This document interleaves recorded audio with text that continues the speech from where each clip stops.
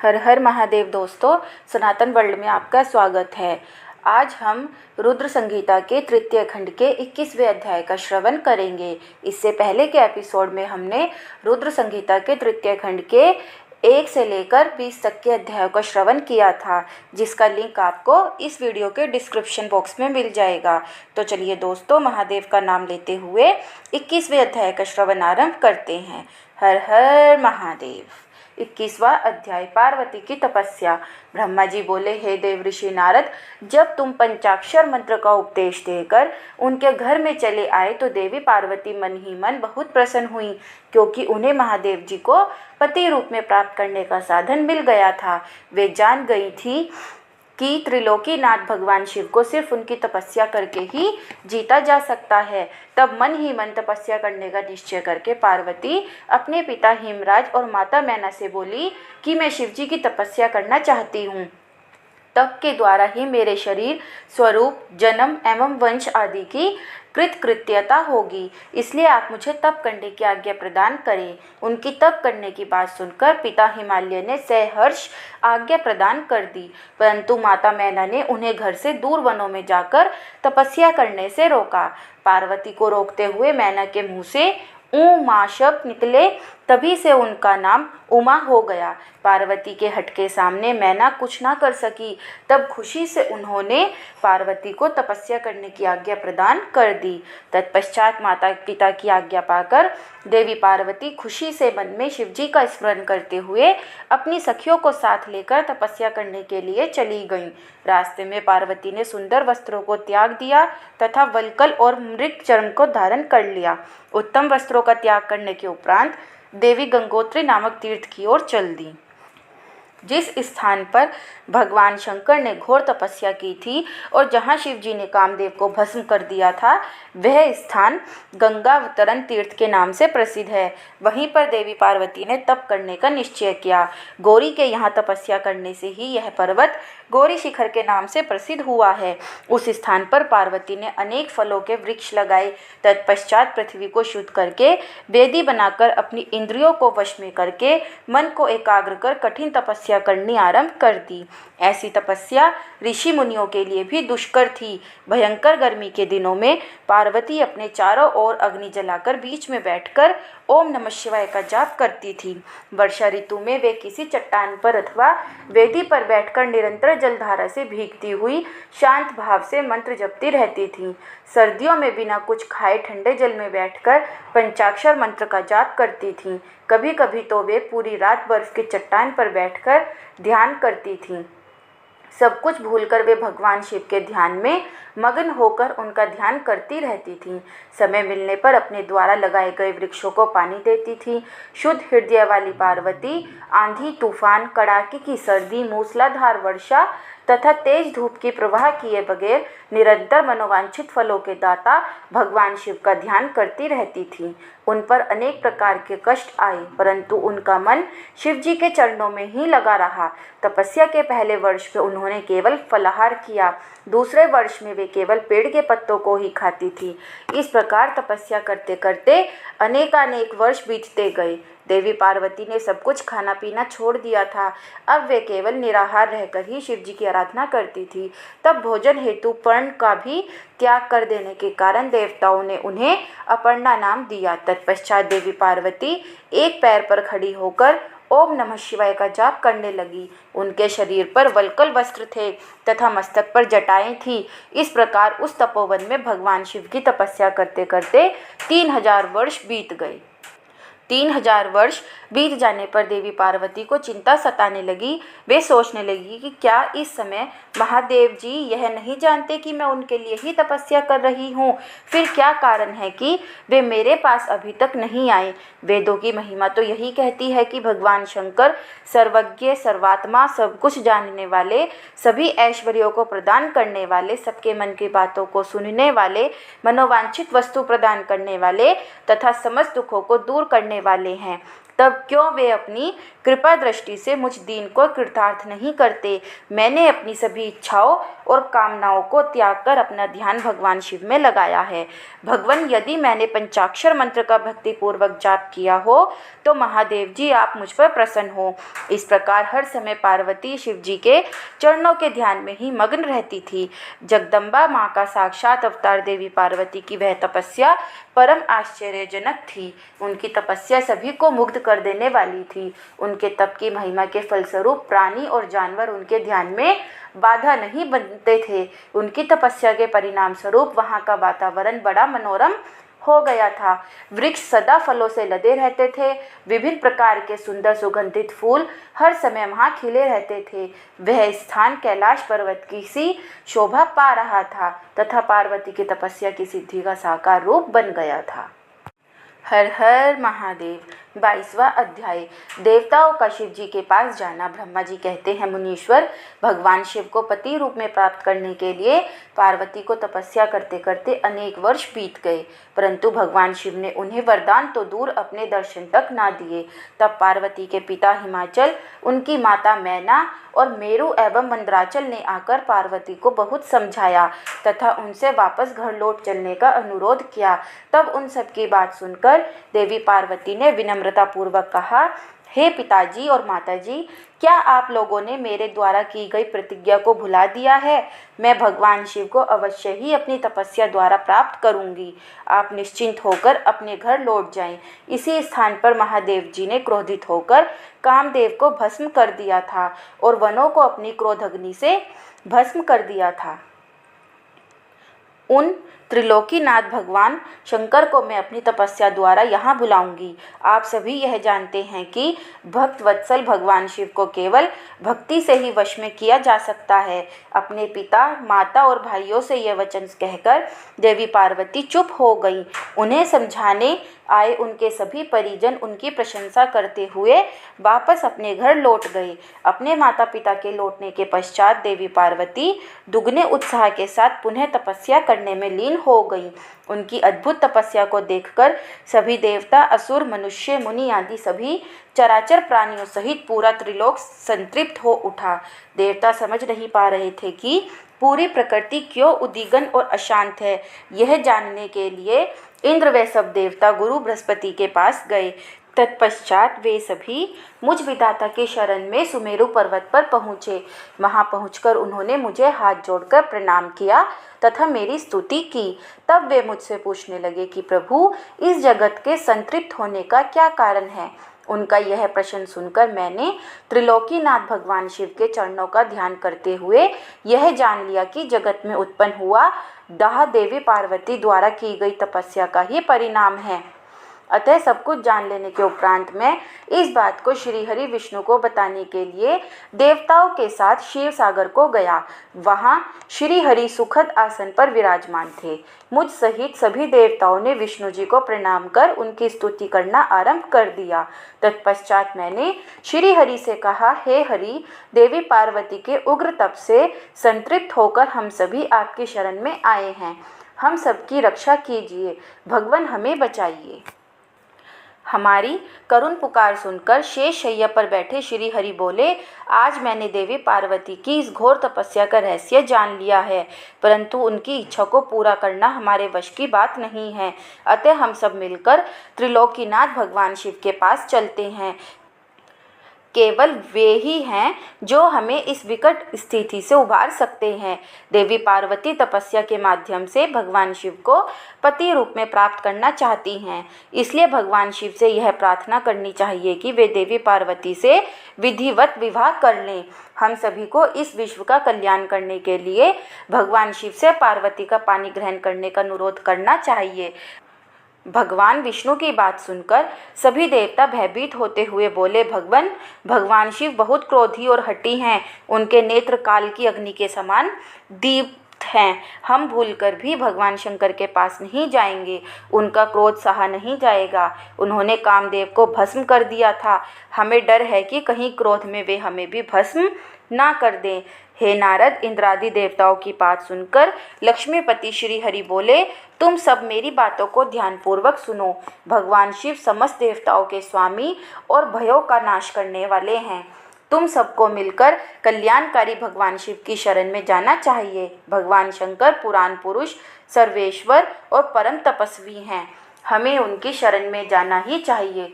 भगवान विष्णु के इन वचनों को सुनकर सब देवता त्रिलोकीनाथ भगवान शिव का दर्शन करने के लिए उस स्थान की ओर चल पड़े जहाँ महादेव जी तपस्या कर रहे थे। उस मार्ग में ही देवी पार्वती उत्तम तपस्या में लीन थी। उनके तप को देखकर सभी देवताओं ने प्रसन्नतापूर्वक उन्हें दोनों हाथ जोड़कर नमस्कार किया। तत्पश्चात उनके तप की प्रशंसा करते हुए मैं, श्री हरि विष्णु और अन्य देवता भगवान शिव के दर्शनार्थ चल दिए। वहां पहुंचकर हम सभी देवता कुछ दूरी पर खड़े हो गए और हमने तुम्हें भगवान शिव के करीब यह देखने के लिए भेजा कि वे कुपित हैं या प्रसन्न। नारद, तुम भगवान शिव के परम भक्त हो तथा उनकी कृपा से सदा निर्भय रहते हो, इसलिए तुम भगवान शिव के निकट गए तथा तुमने उन्हें प्रसन्न देखा। फिर तुम वापस लौटकर हम सभी के पास आए तथा उनकी प्रसन्नता के बारे में हमें बताया। तब हम सब भगवान शिव के करीब गए। भगवान शिव सुखपूर्वक प्रसन्न मुद्रा में बैठे हुए थे। भक्त वत्सल भगवान शिव चारों ओर से अपने गणों से घिरे हुए थे और तपस्वी का रूप धारण करके योग पट पर आसीन थे। मैंने श्री हरि और अन्य देवताओं ने भगवान शिव शंकर को प्रणाम करके वेदों और उपनिषदों द्वारा ज्ञात विधि से उनकी स्तुति की। हर हर महादेव। 23वां अध्याय, शिव से विवाह करने का अनुरोध। ब्रह्मा जी कहते हैं, हे नारद, देवताओं ने वहां पहुंचकर भगवान शिव को प्रणाम करके उनकी स्तुति की। वहां उपस्थित नंदीश्वर भगवान शिव से बोले, प्रभु, देवता और मुनि संकट में पड़कर आपकी शरण में आए हैं। सर्वेश्वर, आप उनका उद्धार करें। दयालु नंदी के इन वचनों को सुनकर भगवान शिव ने धीरे धीरे आंखें खोल दी। समाधि से विरत होकर परम ज्ञानी परमात्मा भगवान शंकर देवताओं से बोले, हे ब्रह्मा जी, हे श्री हरि विष्णु एवं अन्य देवताओं, आप सब यहाँ एक साथ क्यों आए हैं? आपके आने का क्या प्रयोजन है? आप सभी को साथ देखकर लगता है कि अवश्य ही कोई महत्वपूर्ण बात है, अतः आप मुझे उस बात से अवगत कराएं। भगवान शंकर के ये वचन सुनकर सभी देवताओं का भय पूर्णतः दूर हो गया और वे प्रसन्न होकर भगवान विष्णु को देखने लगे। तब श्री हरि विष्णु सभी देवताओं का प्रतिनिधित्व करते हुए भगवान शिव से बोले, भगवान शंकर, तारकासुर नामक दानव ने हम सभी देवताओं को बहुत दुखी कर रखा है। उसने हमें अपने अपने स्थानों से भी निकाल दिया है। यही सब बताने के लिए हम सब देवता आपके पास आए हैं। भगवान ब्रह्मा जी द्वारा प्राप्त वरदान के फलस्वरूप उस तारकासुर की मृत्यु आपके पुत्र के द्वारा निश्चित है। हे स्वामी, आप उस दुष्ट का नाश कर हम सबकी रक्षा करें, हम सबका उद्धार कीजिए। प्रभो, आप हिमालय पुत्री पार्वती का पानी ग्रहण कीजिए। आपका विवाह ही हमारे कष्टों को दूर कर सकता है। आप भक्त वत्सल हैं। अपने भक्तों के दुखों को दूर करने के लिए आप देवी पार्वती से शीघ्र विवाह कर लीजिए। विष्णु जी के ये वचन सुनकर भगवान शिव बोले, देवताओं, यदि मैं आपके कहे अनुसार परम सुंदरी देवी पार्वती से विवाह कर लूं तो इस धरती पर सभी मनुष्य, देवता और ऋषि मुनि कामी हो जाएंगे। तब वे परमार्थ पद पर नहीं चल सकेंगे। देवी दुर्गा अपने विवाह से कामदेव को पुनः जीवित कर देंगी। मैंने कामदेव को भस्म करके देवताओं के हित का ही कार्य किया था। सभी देव निष्काम भाव से उत्तम तपस्या कर रहे थे ताकि विशिष्ट प्रयोजन को पूर्ण कर सके। कामदेव के ना होने से सभी देवता निर्विकार होकर शांत भाव से समाधि में ध्यान मग्न होकर बैठ सकेंगे। काम से क्रोध होता है, क्रोध से मोह हो जाता है और मोह के फलस्वरूप तपस्या नष्ट हो जाती है। इसलिए मैं तो आप सबसे भी यही कहता हूँ कि आप भी काम और क्रोध को त्याग कर तपस्या करें। ब्रह्मा जी बोले, हे नारद, त्रिलोकीनाथ भगवान शिव के मुख से इस प्रकार की बातें सुनकर हम सभी हतप्रभ से उन्हें देखते रहे और वे हम सब देवताओं और मुनियों को निष्काम होने का उपदेश देकर चुप हो गए और पुनः पहले की भांति सुस्थिर होकर ध्यान में लीन हो गए। भगवान शिव ब्रह्मा स्वरूप आत्मचिंतन में लग गए। श्री हरि विष्णु सहित अन्य देवताओं ने जब परमेश्वर शिव को ध्यान में मगन देखा, तब सब देवता नंदीश्वर से कहने लगे, नंदीश्वर जी, हम अब क्या करें? हमें भगवान शिव को प्रसन्न करने का कोई मार्ग सुझाइए। तब नंदीश्वर सभी देवताओं को संबोधित करते हुए बोले, आप भक्तवत्सल भगवान शिव की प्रार्थना करते रहो, वे सदैव ही अपने भक्तों के वश में रहते हैं। तब नंदीश्वर की बात सुनकर देवता पुनः भगवान शिव की स्तुति करने लगे। वे बोले, हे देवाधिदेव महादेव, करुणा निधान भगवान शिव शंकर, हम दोनों हाथ जोड़कर आपके शरण में आए हैं। आप हम सबके सभी दुखों और कष्टों को दूर कीजिए और हम सबका उद्धार कीजिए। इस प्रकार देवताओं ने भगवान शिव की अनेकों बार स्तुति की। इसके बाद भी जब भगवान ने आंखें नहीं खोली, तो सब देवता उनकी करुण स्वर में स्तुति करते हुए रोने लगे। तब श्री हरि मन ही मन भगवान शिव का स्मरण करने लगे और करुण स्वर में अपना निवेदन करने लगे। देवताओं, मेरे और श्री हरि विष्णु के बार बार निवेदन करने पर भगवान शिव की तंद्रा टूटी और उन्होंने प्रसन्नतापूर्वक अपनी आंखें खोल दी। तब भगवान शिव बोले, तुम सब एक साथ यहाँ किस लिए आए हो? मुझे इससे अवगत कराओ। श्री हरि विष्णु बोले, हे देवेश्वर, हे शिव शंकर, आप सर्वज्ञ हैं, सबके अंतर्यामी ईश्वर हैं, आप तो सब कुछ जानते हैं। भगवान, आप हमारे मन की बात भी अवश्य ही जानते होंगे। फिर भी यदि आप हमारे मुख से सुनना चाहते हैं तो सुने। तारक नामक असुर आजकल बड़ा बलशाली हो गया है। वह देवताओं को अनेकों प्रकार के कष्ट देता है। इसलिए हम सभी देवताओं ने देवी जगदम्बा से प्रार्थना कर उन्हें गिरिराज हिमालय की पुत्री पार्वती के रूप में अवतार ग्रहण कराया है। इसलिए ही हम बार बार आपकी प्रार्थना कर रहे हैं कि आप देवी पार्वती को पत्नी रूप में प्राप्त करें। ब्रह्मा जी के वरदान के अनुसार भगवान शिव और देवी पार्वती का पुत्र ही तारकासुर का वध कर हमें उसके आतंक से मुक्त करा सकता है। मुनि श्रेष्ठ नारद के उपदेश के अनुसार देवी पार्वती कठोर तपस्या कर रही हैं। उनकी तपस्या के तेज के प्रभाव से समस्त चराचर जगत संतप्त हो गया है। इसलिए हे भगवान, आप पार्वती को वरदान देने के लिए जाइए। हे प्रभु, देवताओं पर आए इस संकट और उनके दुखों को मिटाने के लिए आप देवी पार्वती पर अपनी कृपा दृष्टि कीजिए। आपका विवाह उत्सव देखने के लिए हम सभी बहुत उत्साहित हैं। अतः प्रभु, आप शीघ्र ही विवाह बंधन में बंधकर हमारी इस इच्छा को भी पूरा करें। भगवान, आपने रति को जो वरदान प्रदान किया था, उसके पूरा होने का भी अवसर आ गया है। अतः महेश्वर, आप अपनी प्रतिज्ञा को शीघ्र ही पूरा करें। ब्रह्मा जी बोले, हे नारद, ऐसा कहकर और प्रणाम करके विष्णु जी और अन्य देवताओं ने पुनः शिव जी की स्तुति की। तत्पश्चात वे सब हाथ जोड़कर खड़े हो गए। तब उन्हें देखकर वेद मर्यादाओं के रक्षक भगवान शिव हंसकर बोले, हे हरे, हे विधे और हे देवताओं, मेरे अनुसार विवाह करना उचित कार्य नहीं है, क्योंकि विवाह मनुष्यों को बांधकर रखने वाली बेड़ी है। जगत में अनेक कुरीतियां हैं, स्त्री का साथ उनमें से एक है। मनुष्य सभी प्रकार के बंधनों से मुक्त हो सकता है, परंतु स्त्री के बंधन से वह कभी मुक्त नहीं हो सकता। एक बार को लोहे और लकड़ी की बनी जंजीरों से मुक्ति मिल सकती है, परंतु विवाह एक ऐसी कैद है जिससे छुटकारा पाना असंभव है। विवाह मन को विषयों के वशीभूत कर देता है, जिससे मोक्ष की प्राप्ति असंभव हो जाती है। मनुष्य यदि सुख की इच्छा रखता है तो उसे इन विषयों को त्याग देना चाहिए। विषयों को विष के समान माना जाता है। इन सब बातों का ज्ञान होते हुए भी मैं आप सबकी प्रार्थना को सफल करूंगा, क्योंकि मैं सदैव ही अपने भक्तों के अधीन रहता हूँ। मैंने अपने भक्तों की रक्षा के लिए अनेक कष्ट सहे हैं। हे हरे और हे विधे, आप तो सब कुछ जानते ही हैं। मेरे भक्तों पर जब जब विपत्ति आती है, तब तब मैं उनके सभी कष्टों को दूर करता हूँ। भक्तों के अधीन होने के कारण मैं उनके हित में अनुचित कार्य भी कर बैठता हूँ। भक्तों के दुखों को मैं हमेशा दूर करता हूँ। तारकासुर ने तुम्हें जो दुख दिए हैं, उन्हें मैं भली भांति जानता हूँ। उनको मैं अवश्य ही दूर करूँगा। जैसा कि आप सभी जानते हैं, मेरे मन में विवाह करने की कोई इच्छा नहीं है, फिर भी पुत्र प्राप्ति हेतु मैं देवी पार्वती का पानी ग्रहण अवश्य करूँगा। अब तुम सब देवता निर्भय और निडर होकर अपने अपने धाम को लौट जाओ। मैं तुम्हारे कार्य की सिद्धि अवश्य करूँगा। इसलिए अपनी सभी चिंताओं को त्याग कर सभी सहर्ष अपने घर जाओ। ऐसा कहकर भगवान शिव शंकर पुनः मौन हो गए और समाधि में बैठकर ध्यान में मगन हो गए। तत्पश्चात विष्णु जी और मैं देवराज इंद्र सहित सभी देवता अपने अपने धामों को खुशी से लौट आए। हर हर महादेव। 24वां अध्याय।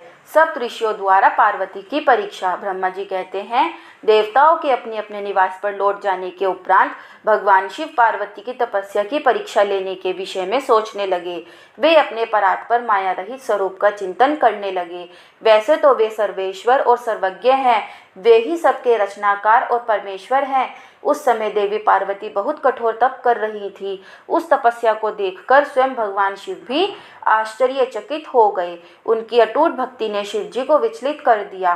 तब भगवान शिव ने सब ऋषियों का स्मरण किया। उनके स्मरण करते ही सातों ऋषि वहां आ गए। वे अत्यंत प्रसन्न थे और अपने सौभाग्य की सराहना कर रहे थे।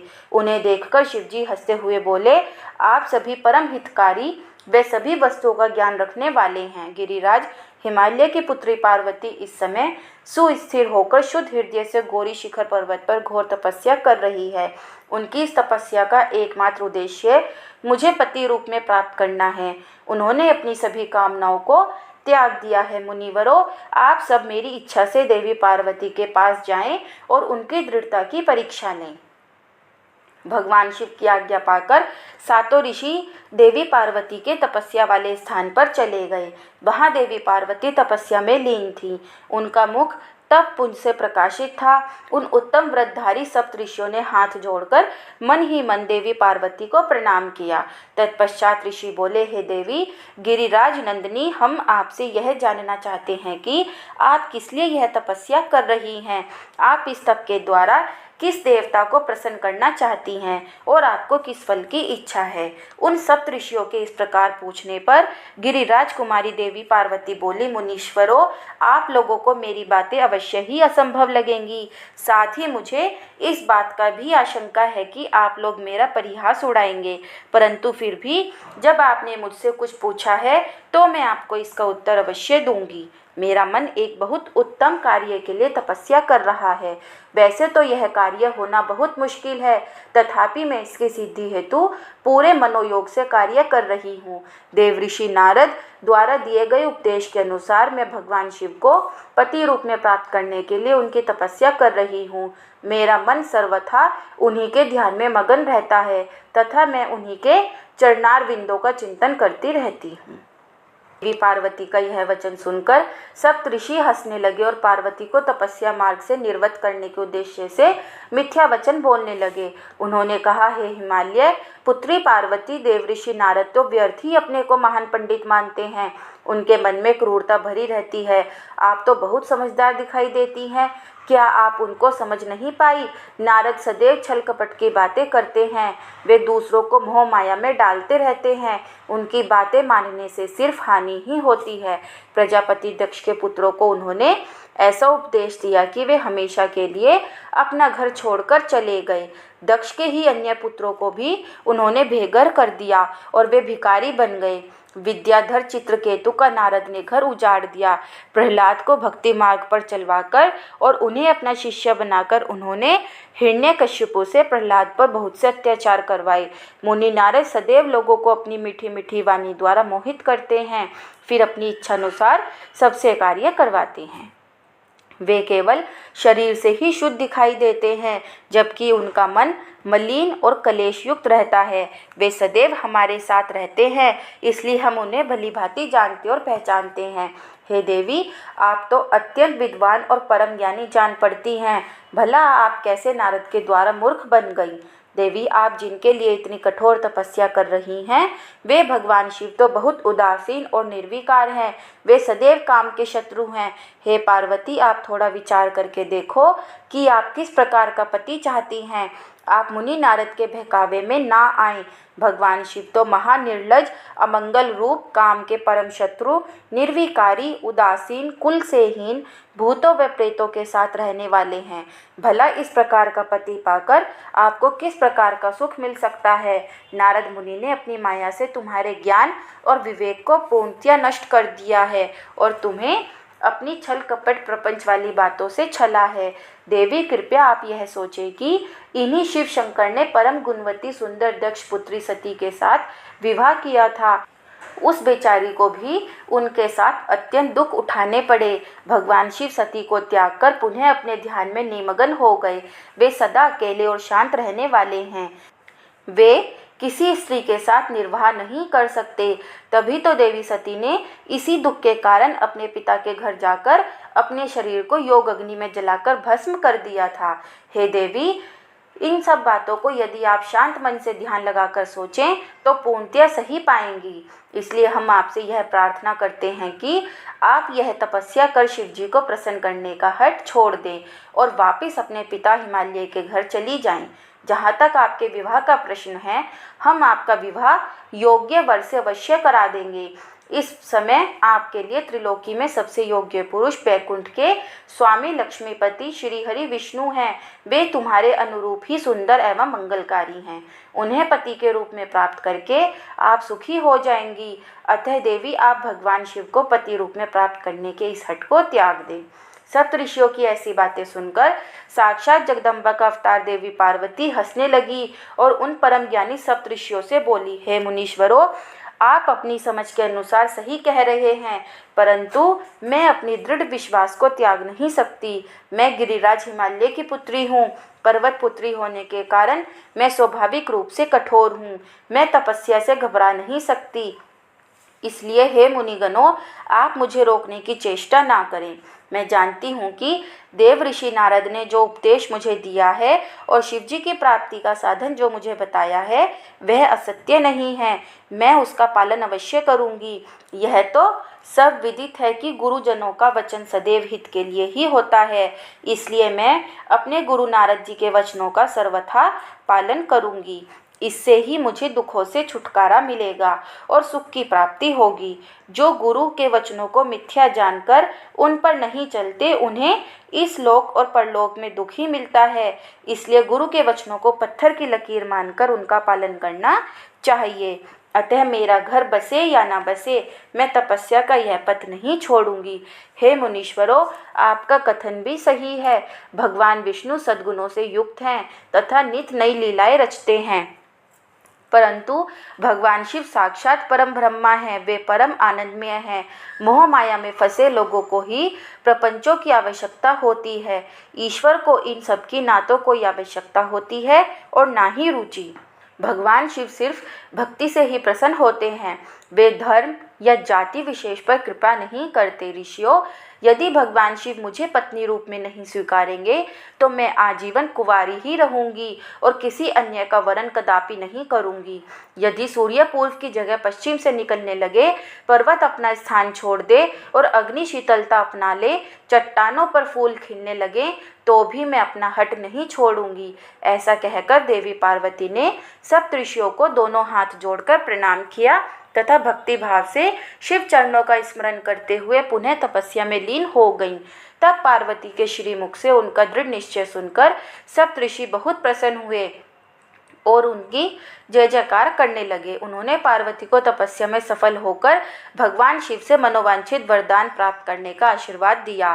तत्पश्चात देवी पार्वती की तपस्या की परीक्षा लेने गए सप्तऋषि उन्हें प्रणाम करके प्रसन्न मुद्रा में भगवान शिव को वहां हुई सभी बातों का ज्ञान कराने के लिए शीघ्र उनके धाम की ओर चल दिए।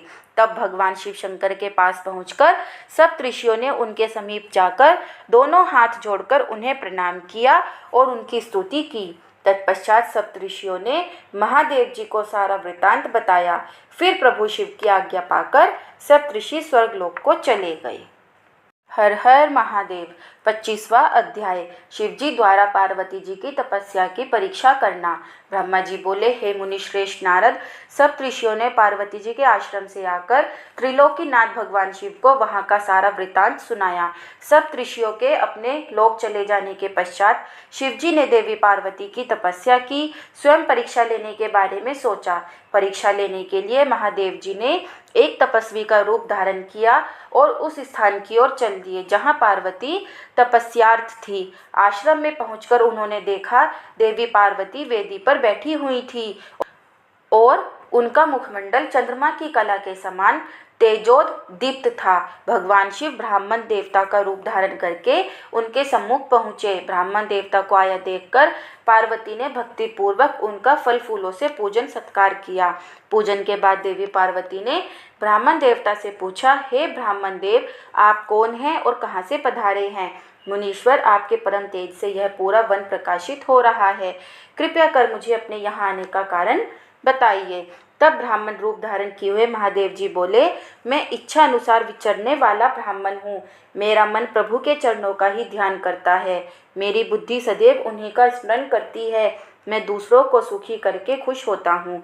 देवी, मैं एक तपस्वी हूँ, पर आप कौन हैं? आप किसकी पुत्री हैं और इस समय इस निर्जन वन में क्या कर रही हैं? हे देवी, आप इस दुर्लभ और कठिन तपस्या से किसे प्रसन्न करना चाहती हैं?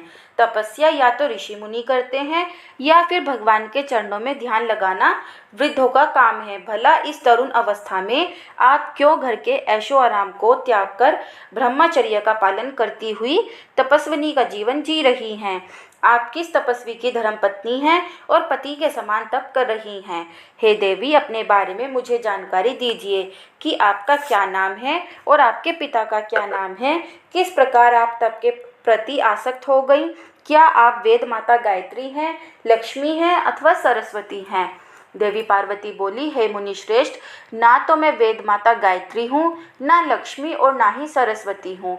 मैं गिरिराज हिमालय की पुत्री पार्वती हूँ। पूर्व जन्म में मैं प्रजापति दक्ष की पुत्री सती थी, परंतु मेरे पिता दक्ष द्वारा मेरे पति भगवान शिव का अपमान देखकर मैंने योग अग्नि द्वारा अपने शरीर को जलाकर भस्म कर दिया था। इस जन्म में भी प्रभु शिव शंकर की सेवा करने का मुझे अवसर मिला था। मैं नियम पूर्वक उनकी सेवा में व्यस्त थी, परंतु दुर्भाग्य से कामदेव के चलाए गए बाण के फलस्वरूप शिवजी को क्रोध आ गया और उन्होंने कामदेव को अपने क्रोध की अग्नि से भस्म कर दिया और वहां से उठकर चले गए। उनके इस प्रकार चले जाने से मैं पीड़ित होकर उनकी प्राप्ति का प्रयत्न करने हेतु तपस्या करने गंगा के तट पर चली आई हूँ।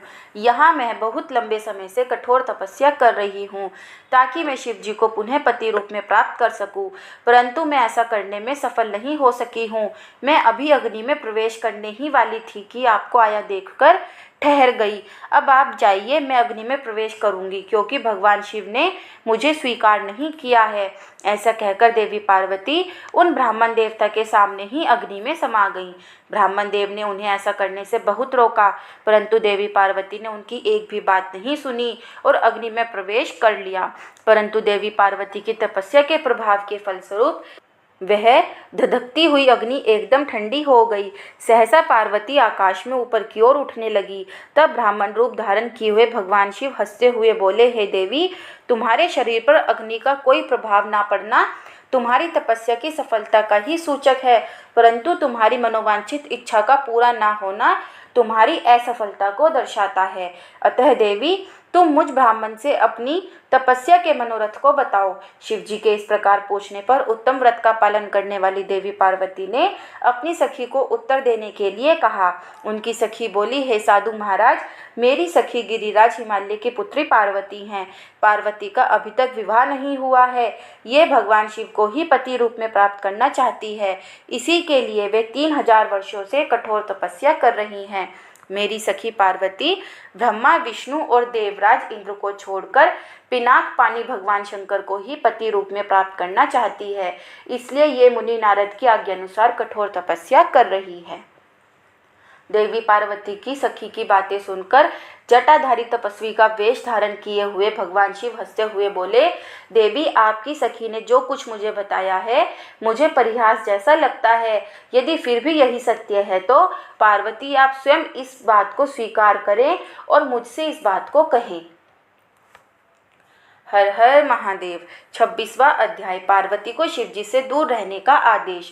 पार्वती बोली, हे जटाधारी मुनि, मेरी सखी ने जो कुछ भी आपको बताया है वह बिल्कुल सत्य है। मैंने मन, वाणी और क्रिया से भगवान शिव को ही पति रूप में वरण किया है।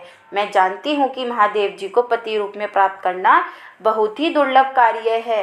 फिर भी मेरे हृदय में और मेरे ध्यान में सदैव वे ही निवास करते हैं अतः उन्हीं की प्राप्ति के लिए ही मैंने इस तपस्या के कठिन मार्ग को चुना है। यह सब ब्राह्मण को बताकर देवी पार्वती चुप हो गई। उनकी बातों को सुनकर ब्राह्मण देवता बोले, हे देवी, अभी कुछ समय पूर्व तक मेरे मन में यह जानने की प्रबल इच्छा थी कि क्यों आप कठोर तपस्या कर रही हैं। देवी, आपके किए गए कार्य के अनुरूप ही इसका परिणाम होगा, परंतु यदि यह तुम्हें सुख देता है तो यही करो। यह कहकर ब्राह्मण जैसे ही जाने के लिए उठे, वैसे ही देवी पार्वती उन्हें प्रणाम करके बोली, हे विप्रवर, आप कहाँ जा रहे हैं? कृपया यहाँ कुछ देर और ठहरिए और मेरे हित की बात कहिए।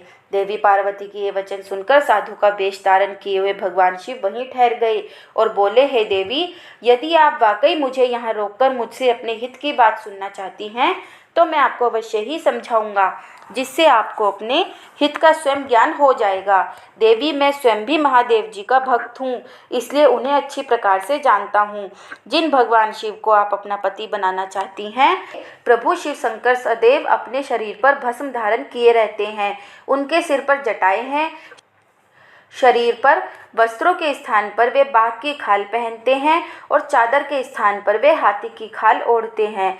हाथ में भीख मांगने के लिए कटोरे के स्थान पर खोपड़ी का प्रयोग करते हैं। सांपों के अनेक झुंड उनके शरीर पर सदा लिपटे रहते हैं।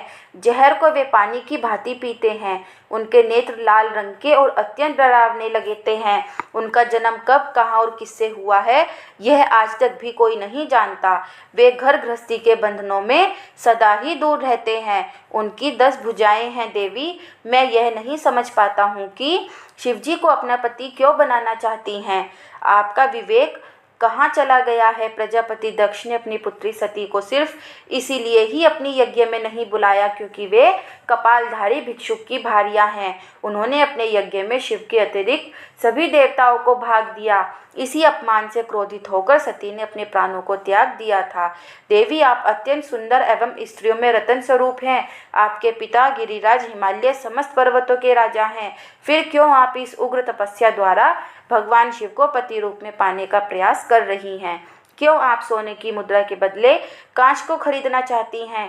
सुगंधित चंदन को छोड़कर अपने शरीर पर कीचड़ क्यों मलना चाहती हैं? सूर्य के तेज को छोड़कर क्यों जुगनू की चमक पाना चाहती हैं? सुंदर मुलायम वस्त्रों को त्याग कर क्यों चमड़े से अपने शरीर को ढकना चाहती हैं? क्यों राजमहल को छोड़कर वनों और जंगलों में भटकना चाहती हैं? आपकी बुद्धि को क्या हो गया है जो आप देवराज इंद्र एवं अन्य देवताओं को, जो कि रत्नों के भंडार के समान हैं, छोड़कर लोहे को अर्थात शिवजी को पाने की इच्छा करती हैं? सच तो यह है कि इस समय मुझे आपके साथ शिवजी का संबंध परस्पर विरुद्ध दिखाई दे रहा है। कहाँ आप और कहाँ महादेव जी? आप चंद्रमुखी हैं तो शिवजी पंचमुखी। आपके नेत्र कमल दल के समान हैं तो शिवजी के 3 नेत्र सदैव क्रोधित दृष्टि ही डालते हैं। आपके केश अत्यंत सुंदर हैं जो कि काली घटाओं के समान प्रतीत होते हैं। वही भगवान शिव के सिर के जटाजूट के विषय में सभी जानते हैं। आप सुंदर कोमल साड़ी धारण करती हैं तो शिवजी कठोर हाथी की खाल का उपयोग करते हैं। आप अपने शरीर पर चंदन का लेप करती हैं तो वे हमेशा अपने शरीर पर चिता की भस्म लगाए रखते हैं। आप अपनी शोभा बढ़ाने हेतु दिव्य आभूषण धारण करती हैं तो शिवजी के शरीर पर सदैव सर्प लिपटे रहते हैं। कहाँ मृदंग की मधुर ध्वनि, कहाँ डमरू की डमडम। देवी पार्वती, महादेव जी सदा भूतों की दी हुई बलि को स्वीकार करते हैं। उनका यह रूप इस योग्य नहीं है कि उन्हें अपना सर्वांग सौंप दिया जा सके। देवी, आप परम सुंदरी हैं। आपका यह अद्भुत और उत्तम रूप शिवजी के योग्य नहीं है। आप ही सोचें, यदि उनके पास धन होता तो क्या वे इस तरह नंगे रहते? सवारी के नाम पर उनके पास एक पुराना बैल है। कन्या के लिए योग्य वर ढूंढते समय वर की जिन जिन विशेषताओं और गुणों को देखा परखा जाता है, शिवजी में वह कोई भी गुण मौजूद नहीं है। और तो और आपके प्रिय कामदेव जी को भी उन्होंने अपनी क्रोध अग्नि से भस्म कर दिया था। साथ ही उस समय आपको छोड़कर चले जाना आपका नादर करना ही था। हे देवी, उनकी जात पात, ज्ञान और विद्या के बारे में सभी अनजान हैं। पिशाच ही उनके सहायक हैं। उनके गले में विष दिखाई देता है। वे सदैव सबसे अलग थलग रहते हैं। इसलिए आपको भगवान शिव के साथ अपने मन को कदापि नहीं जोड़ना चाहिए। आपके और उनके रूप और सभी गुण अलग अलग हैं, जो कि परस्पर एक दूसरे के विरोधी जान पड़ते हैं। इसी कारण मुझे आपका और महादेव जी का संबंध रुचिकर नहीं लगता है। फिर भी जो आपकी इच्छा हो वैसा ही करो। वैसे मैं तो यह चाहता हूँ कि आप असत की ओर से अपना मन हटा लें। यदि यह सब नहीं करना चाहती हैं तो आपकी इच्छा, जो चाहो करो। अब मुझे और कुछ नहीं कहना है। उन ब्राह्मण मुनि की बातों को सुनकर देवी पार्वती बहुत दुखी हुई। अपने प्राण प्रिय त्रिलोकीनाथ शिव के विषय में कठोर शब्दों को सुनकर उन्हें बहुत बुरा लगा। वे मन ही मन क्रोधित हो गईं, लेकिन मन ही मन यह भी सोच रही थी कि शिव के सौंदर्य को स्थूल दृष्टि से देखने परखने का प्रयास करने वाले कैसे जान सकते हैं। संसारी व्यक्ति मंगल अमंगल को अपने सुख के साथ जोड़कर देखता है, वह सत्य को कहाँ देख पाता है। इस तरह विवेक द्वारा अपने मन को समझा बुझाकर अपने को संयत करते हुए देवी पार्वती कहने लगी। हर हर महादेव। 27वां अध्याय। पार्वती जी का क्रोध से ब्राह्मण को फटकारना। पार्वती बोली, हे ब्राह्मण देवता, मैं तो आपको परम ज्ञानी महात्मा समझ रही थी, परंतु आपका भेद मेरे सामने पूर्णतः खुल चुका है। आपने शिव जी के विषय में मुझे जो कुछ भी बताया है वह मुझे पहले से ही ज्ञात है, पर यह सब बातें सर्वथा झूठ हैं। इनमें सत्य कुछ भी नहीं है। आपने तो कहा था कि आप शिव जी को अच्छी प्रकार से जानती हैं। आपकी बातें सुनकर लगता है कि आप झूठ बोल रहे हैं, क्योंकि ज्ञानी मनुष्य कभी भी त्रिलोकीनाथ भगवान शिव के विषय में कोई भी अप्रिय बात नहीं कहते हैं। यह सही है कि लीलावश शिव जी कभी कभी अद्भुत वेश धारण कर लेते हैं, परंतु सच्चाई तो यह है कि वे साक्षात परम ब्रह्म हैं। वे ही परमात्मा हैं। उन्होंने स्वेच्छा से ऐसा वेश धारण किया है। हे ब्राह्मण, आप कौन हैं जो ब्राह्मण का रूप धरकर मुझे छलने के लिए यहाँ आए हैं? आप ऐसी अनुचित व असंगत बातें करके एवं तर्क वितर्क करके क्या साबित करना चाहते हैं? मैं भगवान शिव के स्वरूप को भली भांति जानती हूँ। वास्तव में शिव जी निर्गुण ब्रह्म हैं। समस्त गुण ही जिनका स्वरूप हो, भला उनकी जाति कैसे हो सकती है? शिव जी तो सभी विद्याओं का आधार हैं, भला फिर उनको विद्या से क्या काम हो सकता है? पूर्व काल में भगवान शिव ने श्री हरि विष्णु को संपूर्ण वेद प्रदान किए थे, जो चराचर जगत के पिता हैं। उनके भक्तजन मृत्यु को भी जीत लेते हैं, जिनके द्वारा इस प्रकृति की उत्पत्ति हुई है। जो सभी तत्वों के आरंभ के विषय में जानते हैं, उनकी आयु का माप कैसे किया जा सकता है? भक्तवत्सल शिव जी सदा ही अपने भक्तों के वश में ही रहते हैं। वे अपने भक्तों को प्रसन्न होने पर प्रभु शक्ति, उत्साह शक्ति और मंत्र शक्ति नामक अक्षय शक्तियाँ प्रदान करते हैं। उनके परम चरणों का ध्यान करके ही मृत्यु को जीता जा सकता है। इसलिए शिव जी को मृत्युंजय नाम से जाना जाता है। भगवान शिव की कृपा प्राप्त करके ही विष्णु जी को विष्णुत्व, ब्रह्मा जी को ब्रह्मत्व और अन्य देवताओं को देवत्व की प्राप्ति हुई है। भगवान शिव महाप्रभु हैं। ऐसे कल्याण में भगवान शिव की आराधना करने से ऐसा कौन सा मनोरथ है जो सिद्ध नहीं हो सकता? उनकी सेवा ना करने से मनुष्य 7 जन्मों तक दरिद्र होता है। वही दूसरी ओर उनका भक्ति पूर्वक पूजन करने से सदैव के लिए लक्ष्मी की प्राप्ति होती है। भगवान शिव के समक्ष 8 सिद्धियां सिर झुकाकर इसलिए नृत्य करती हैं कि भगवान उनसे सदा संतुष्ट रहें। भला ऐसे भगवान शिव के लिए कोई भी वस्तु कैसे दुर्लभ हो सकती है? भगवान शिव का स्मरण करने से ही सबका मंगल हो जाता है। इनकी पूजा के प्रभाव से ही उपासक की सभी कामनाएं सिद्ध हो जाती हैं।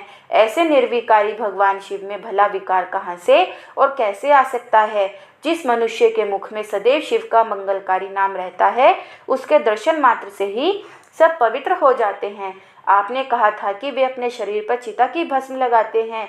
यह पूर्णतया सत्य है, परंतु उनके शरीर पर लगी हुई यह भस्म जब जमीन पर गिरकर झड़ती है, तो क्यों सभी देवता उस भस्म को अपने मस्तक पर लगाकर अपने को धन्य समझते हैं?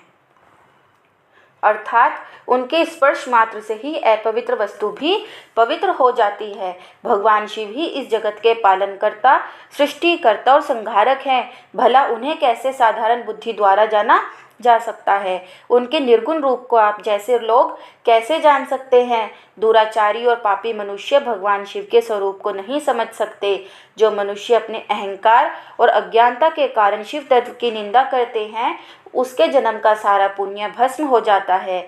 हे ब्राह्मण, आपको ज्ञानी महात्मा जानकर मैंने आपकी पूजा की है, परंतु आपने शिवजी की निंदा करके अपने साथ साथ मुझे भी पाप का भागी बना दिया है। आप घोर शिवद्रोही हैं। शास्त्रों में बताया गया है कि शिवद्रोही का दर्शन हो जाने पर शुद्धिकरण हेतु स्नान करना चाहिए तथा प्रायश्चित करना चाहिए। यह कहकर देवी पार्वती का क्रोध और बढ़ गया और वे बोली, अरे दुष्ट, तुम तो कह रहे थे कि तुम शंकर को जानते हो, परंतु सच तो यह है कि तुम उन सनातन शिव जी को नहीं जानते हो। भगवान शिव परम ज्ञानी, सत्पुरुषों के प्रियतम वे सदैव निर्विकार रहने वाले हैं। वे मेरे अभीष्ट देव हैं। ब्रह्मा और विष्णु भी सदा महादेव जी को नमन करते हैं। सारे देवताओं द्वारा शिव जी को आराध्य माना जाता है। काल भी सदा उनके अधीन रहता है। वे भक्त वत्सल शिव शंकर ही सर्वेश्वर हैं और हम सबके परमेश्वर हैं। वे दीन दुखियों पर अपनी कृपा दृष्टि बनाए रखते हैं। उन्हीं महादेव जी को पति के रूप में प्राप्त करने हेतु ही मैं शुद्ध हृदय से इस वन में घोर तपस्या कर रही हूँ कि वे मुझे अपनी कृपा दृष्टि से कृतार्थ कर मेरे मन की इच्छा पूरी करें। ऐसा कहकर देवी पार्वती चुप हो गई और निर्विकार होकर पुनः शांत मन से शिव जी का ध्यान करने लगी। उनकी बातों को सुन ब्राह्मण देवता ने जैसे ही कुछ कहना चाहा, पार्वती ने मुंह फेर लिया और अपनी सखी विजया से बोली, सखी, इस अधम ब्राह्मण को रोको। यह बहुत देर से मेरे आराध्य प्रभु शिव की निंदा कर रहा है। अब पुनः उनके ही विषय में कुछ भला बुरा कहना चाहता है। शिव निंदा करने वाले के साथ साथ शिव निंदा सुनने वाला भी पाप का भागी बन जाता है। अतः भगवान शिव के उपासकों को शिव निंदा करने वाले का वध कर देना चाहिए। यदि शिव निंदा करने वाला कोई ब्राह्मण हो तो उसका त्याग कर देना चाहिए तथा उस स्थान से दूर चले जाना चाहिए। यह दुष्ट ब्राह्मण है, अतः हम इसका वध नहीं कर सकते, इसलिए हमें इसका तुरंत त्याग कर देना चाहिए। हमें इसका मुंह भी नहीं देखना चाहिए। हम सब आज इसी समय इस स्थान को छोड़कर किसी दूसरे स्थान पर चले जाते हैं ताकि इस अज्ञानी ब्राह्मण से पुनः हमारी भेंट ना हो। इस प्रकार कहकर देवी पार्वती ने जैसे ही कहीं और चले जाने के उद्देश्य से अपने पैर आगे बढ़ाया, वैसे ही भगवान शिव अपने साक्षात रूप में उनके सामने प्रकट हो गए। देवी पार्वती ने अपने ध्यान के दौरान शिव जी के जिस स्वरूप का स्मरण किया था, शिव जी ने उन्हें उसी रूप के साक्षात दर्शन करा दिए। साक्षात भगवान शिव शंकर को इस तरह अनायास ही अपने सामने पाकर गिरजा नंदिनी पार्वती का सिर शर्म से झुक गया।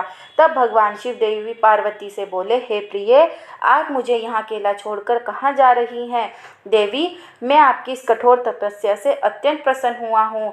मैंने सभी देवताओं एवं ऋषि मुनियों से आपकी तपस्या और दृढ़ निश्चय की प्रशंसा सुनी है, इसलिए आपकी परीक्षा लेने की ठानकर मैं आपके सामने चला आया हूँ। अब आप मुझसे कुछ भी मांग सकती हैं, क्योंकि मैं जान चुका हूँ आप अप्रतिम सौंदर्य की प्रतिमा होने के साथ साथ ज्ञान, बुद्धि और विवेक का अनूठा संगम है। आज आपने अपने उत्तम भक्ति भाव से मुझे अपना खरीदा हुआ दास बना दिया है। सुस्थिर चित्त वाली देवी गिरजा, मैं जान गया हूँ कि आप ही मेरी सनातन पत्नी हैं। मेरे मन अनेकों प्रकार से बार बार आपकी परीक्षा ली है। हे देवी, मेरे इस अपराध को आप क्षमा कर दें। हे शिवे, इन तीनों लोकों में आपके समान अनुरागनी कोई न है, ना थी और ना ही कभी हो सकती है। मैं आपके अधीन हूँ देवी। आपने मुझे पति बनाने का उद्देश्य मन में लेकर ही यह कठिन तपस्या की है, अतः आपकी इस इच्छा को पूरा करना मेरा धर्म है।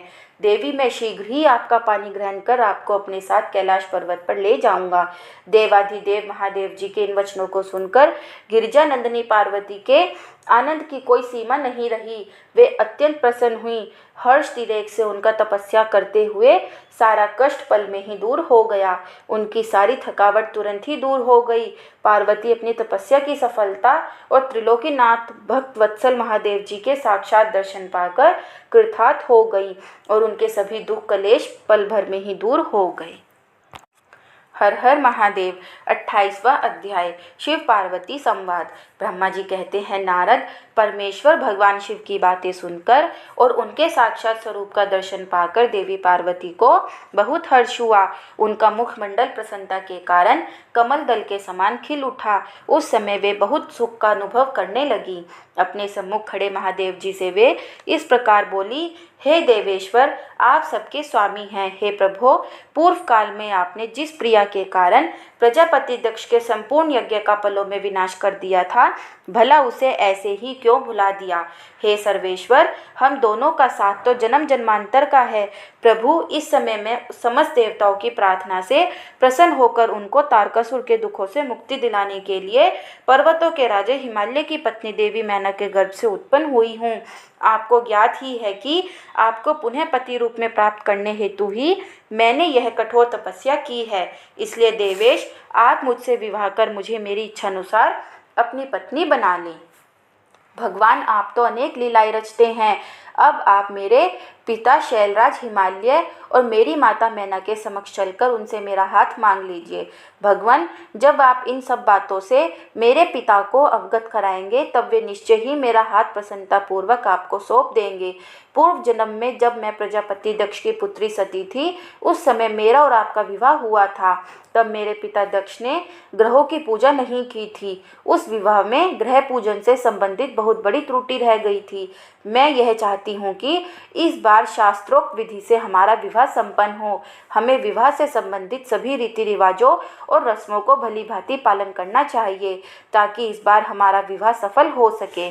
देवेश्वर, आप मेरे पिता हिमालय को इस संबंध में बताएं ताकि उन्हें अपनी पुत्री की तपस्या के विषय में ज्ञात हो सके।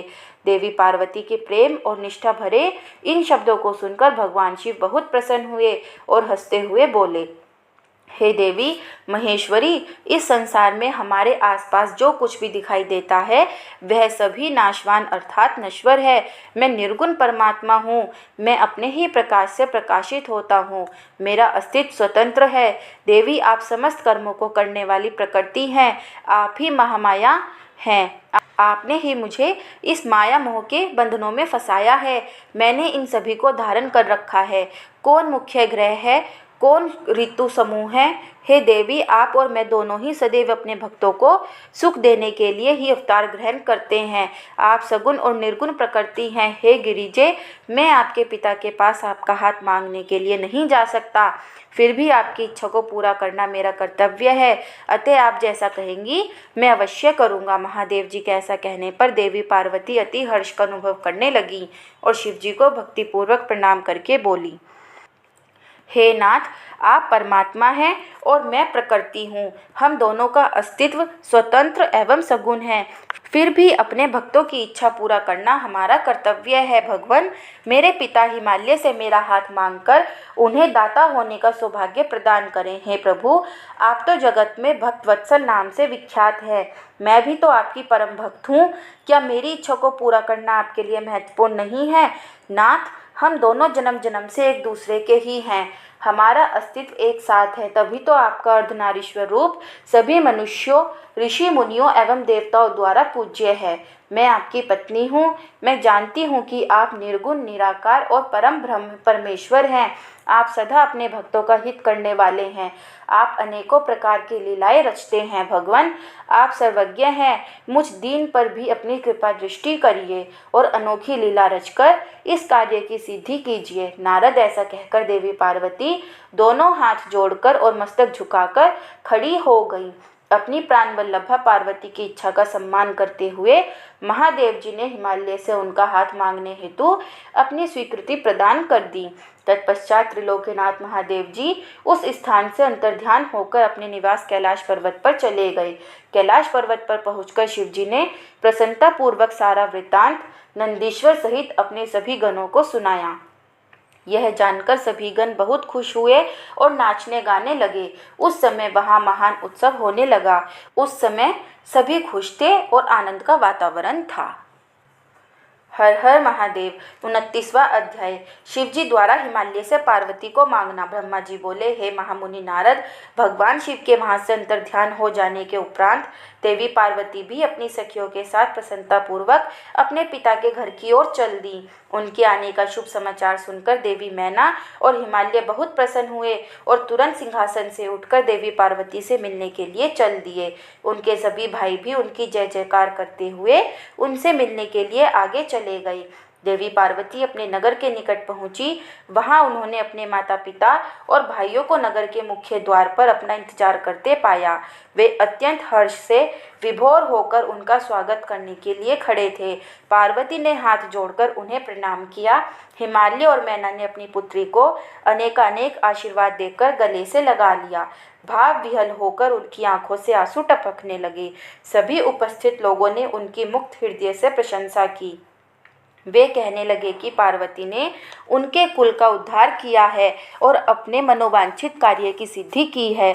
इस प्रकार सभी प्रसन्न थे और उनकी प्रशंसा करते हुए नहीं थक रहे थे। लोगों ने सुगंधित पुष्पों, चंदन एवं अन्य सामग्रियों से देवी पार्वती का पूजन किया। इस शुभ बेला में उन पर स्वर्ग से देवताओं ने भी पुष्प वर्षा की तथा उनकी स्तुति की। तत्पश्चात बहुत आदर सहित उन्हें घर की ओर ले जाया गया और विधि विधान से उनका गृह प्रवेश कराया गया।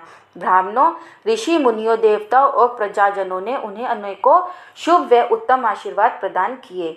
इस शुभ अवसर पर शैलराज हिमालय ने ब्राह्मणों एवं दीन दुखियों को दान दिया। उन्होंने ब्राह्मणों से मंगल पाठ भी कराया। उन्होंने पधारे हुए सभी ऋषि मुनियों, देवताओं और स्त्री पुरुषों का भी आदर सत्कार किया। तत्पश्चात हिमालय अपनी पत्नी मैना को साथ लेकर गंगा स्नान को चलने लगे। तभी भगवान शिव नाचने वाले नट का वेश धारण करके उनके समीप पहुँचे। उनके बाएं हाथ में सींग और दाहिने हाथ में डमरू था और पीठ पर कथरी रखी थी। उन्होंने सुंदर लाल वस्त्र पहने थे। नाचने गाने में वे पूर्णतः मगन थे। नट रूप धारण किए हुए शिवजी ने बहुत सुंदर नृत्य किया और अनेक प्रकार के गीत गा गाकर सभी का मन मोह लिया। नृत्य करते समय वे बीच बीच में शंख और डमरू भी बजा रहे थे और मनोरम लीलाएं कर रहे थे। उनकी इस प्रकार की मन को हरने वाली लीलाएं देखने के लिए पूरे नगर की स्त्री पुरुष, बच्चे बूढ़े वहां आ गए। नट रूपी भगवान शिव को नृत्य करते हुए देखकर और उनका गाना सुनकर सभी मंत्रमुग्ध हो गए। परंतु देवी पार्वती से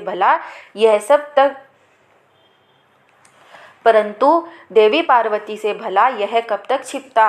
उन्होंने मन ही मन अपने प्रिय महादेव जी के साक्षात दर्शन कर लिए। शिव जी का रूप ही अलौकिक है। उन्होंने पूरे शरीर पर विभूति मल रखी थी तथा उनके शरीर पर त्रिशूल बना हुआ था। गले में हड्डियों की माला पहन रखी थी।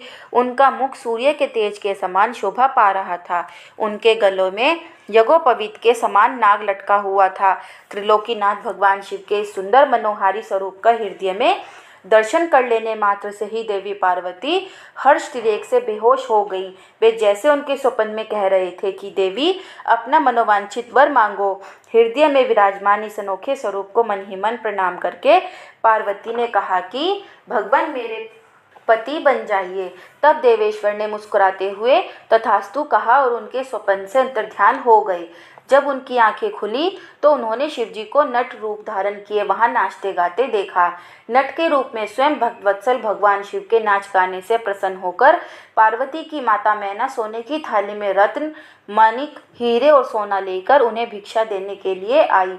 उनका ऐश्वर्य देखकर शिवजी बहुत प्रसन्न हुए, परंतु उन्होंने उन सुंदर रत्नों और आभूषणों को लेने से इनकार कर दिया।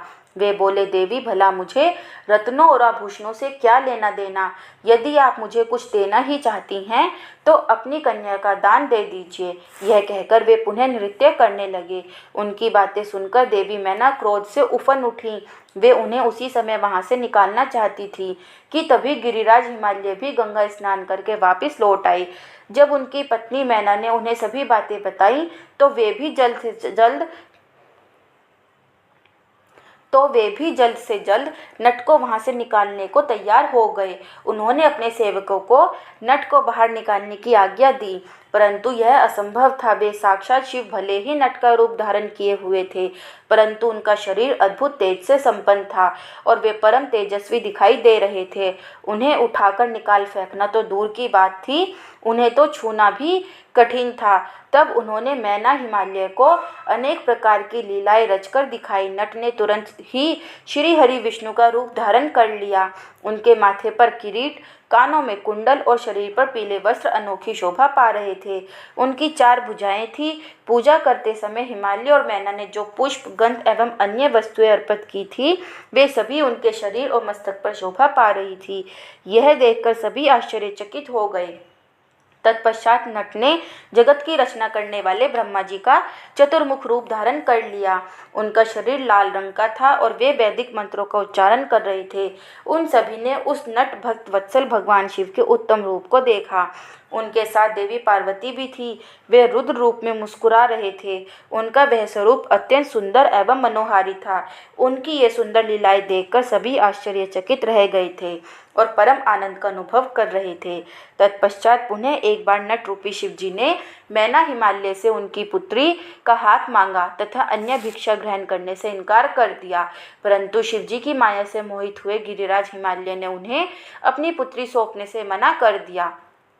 बिना कुछ भी लिए वह नट वहां से अंतर्ध्यान हो गया। वे सोचने लगे कि शायद वे स्वयं भगवान शिव ही थे, जो स्वयं यहाँ पधारकर हमारी कन्या का हाथ मांग रहे थे और हमें अपनी माया से छलकर अपने निवास कैलाश पर वापस चले गए हैं। यह सोचकर हिमालय और मैना दोनों ही एक पल को बहुत प्रसन्न हुए, परंतु अगले ही पल यह सोचकर उदास हो गए कि हमने स्वयं साक्षात शिव जी को बिना कुछ दिए और उनका आदर सत्कार किए बिना ही खाली हाथ अपने द्वार से लौटा दिया। वे अत्यंत व्याकुल हो उठे। हर हर महादेव। 30वां अध्याय, ब्राह्मण वेश में पार्वती के घर जाना। ब्रह्मा जी बोले, हे नारद, गिरिराज हिमालय और देवी मैना के मन में भगवान शिव के प्रति भक्ति भाव देखकर सभी देवता आपस में विचार विमर्श करने लगे।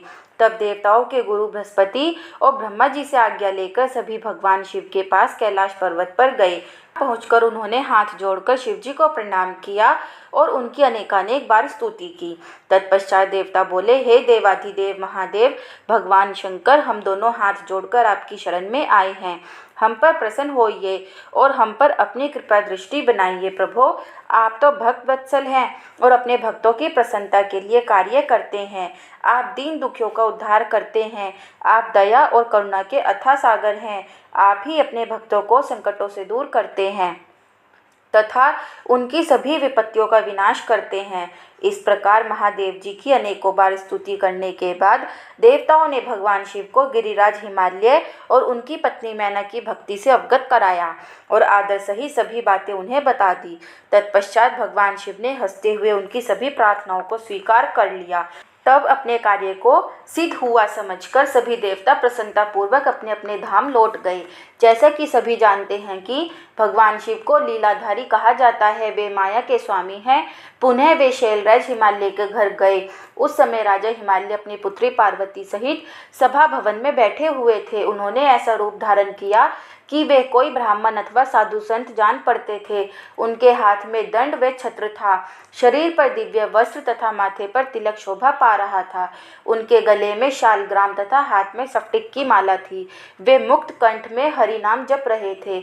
उन्हें आया देखकर पर्वतों के राजा हिमालय तुरंत उठकर खड़े हो गए और उन्होंने ब्राह्मण को भक्तिभाव से साष्टांग प्रणाम किया।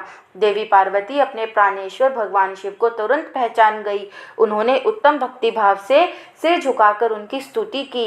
वे मन ही मन बहुत प्रसन्न हुई। तब ब्राह्मण रूप में पधारे भगवान शिव ने सभी को आशीर्वाद दिया। तत्पश्चात हिमालय ने उन ब्राह्मण देवता की पूजा आराधना की और उन्हें मधुपर्क आदि पूजन सामग्री भेंट की, जिसे शिवजी ने प्रसन्नतापूर्वक ग्रहण किया। तत्पश्चात पार्वती के पिता हिमालय ने उनका कुशल समाचार पूछा और बोले, हे विप्रवर, आप कौन हैं? यह प्रश्न सुनकर वे ब्राह्मण देवता बोले, हे गिरिश्रेष्ठ, मैं वैष्णव ब्राह्मण हूँ और भूतल पर भ्रमण करता रहता हूँ। मेरी गति मन के समान है, एक पल में यहाँ तो दूसरे पल में वहाँ। मैं सर्वज्ञ परोपकारी शुद्धात्मा हूँ। मैं ज्योतिषी हूँ और भाग्य की सभी बातें जानता हूँ। क्या हुआ है, क्या होने वाला है, यह सब कुछ मैं जानता हूँ। मुझे ज्ञात हुआ है कि आप अपनी दिव्य सुलक्षणा पुत्री पार्वती को, जो कि सुंदर एवं लक्ष्मी के समान है, आश्रय विहीन, कुरूप और गुणहीन महेश्वर शिव को सौंपना चाहते हैं। वे शिवजी तो मरघट में रहते हैं, उनके शरीर पर हर समय सांप लिपटे रहते हैं और वे अधिक समय योग और ध्यान में ही बिताते हैं। वे नंग धड़ंग होकर ही इधर उधर भटकते फिरते हैं। उनके पास पहनने के लिए वस्त्र भी नहीं है। आज कोई उनके कुल के विषय में भी नहीं जानता है। वे स्वभाव से बहुत ही उग्र हैं। बात बात पर उन्हें क्रोध आ जाता है। वे अपने शरीर पर सदा भस्म लगाए रहते हैं। सिर पर उन्होंने जटाजूट धारण कर रखा है। ऐसे अयोग्य वर को, जिसमें अच्छा और रुचिकर कहने लायक कुछ भी नहीं है, आप क्यों अपनी पुत्री का जीवन साथी बनाना चाहते हैं? आपका यह सोचना है कि शिव ही आपकी पुत्री के योग्य हैं, सर्वथा गलत है। आप तो महान ज्ञानी हैं, आप नारायण कुल में उत्पन्न हुए हैं। भला आपकी सुंदर पुत्री को वरों की क्या कमी हो सकती है? उस परम सुंदरी से विवाह करने को अनेकों देशों के महान वीर, बलशाली, सुंदर, स्वस्थ राजा और राजकुमार सहर्ष तैयार हो जाएंगे। आप तो समृद्धिशाली हैं, आपके घर में भला किस वस्तु की कमी हो सकती है?